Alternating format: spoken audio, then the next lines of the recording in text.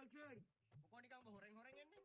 හොරෙන් ආවේ නෑ සර්. හොරෙන් ආව නම් টয়ලට් එකේ පැසිලින් තාප්පෙන් පයින්නවනේ. වෙනදට නම් එන්නේ එහෙම තමයි. අද විනය බාර් සර් টয়ලට් එක ගාව. ඉතින් මම වෙනසකටත් එක්ක ඉස්සරෙන් ආවා. ඒකයි පොඩි බයක් ආවේ. ඔව් නොදකින් කාලා කන්නියා. එක කිව්ව කැත. ඒකට මට බෝ ටිකක් සැකයි. ඔන්න බෑග් එක ලැබෙන්න. ඕනේ නෑනේ සර්. මේකේ තියෙන ඉතින් පොත් විතරයි බලන්න දෙයක් නෑනේ. ඕන්නම් මගේ කැම් පෙට්ටිය ඇති. කැම පැටිය. ඔන්න මේ ගනි බෑග් එක.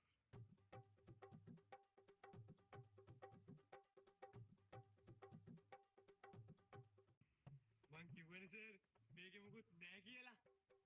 නැති වෙන්න බෑ. මොකක් හරි හොරයක් තියෙනවා තෝ ගාව. තෝ කලිසමස්සේ මොනවා හරි ගහන්න ඉන්නේ. පේනපත්? අනේ නෑ සර්. කලිසමස්සේ මම මොනවා ගහගන්නද? මුකුත් නෑ. නැති වෙන්න විදිහක් නෑ. පේනපත්? අනේ නෑ සර් මුකුත් නෑ. කලිසමස්සේ බලන්න එපා සර්. ලැජ්ජයි සර්.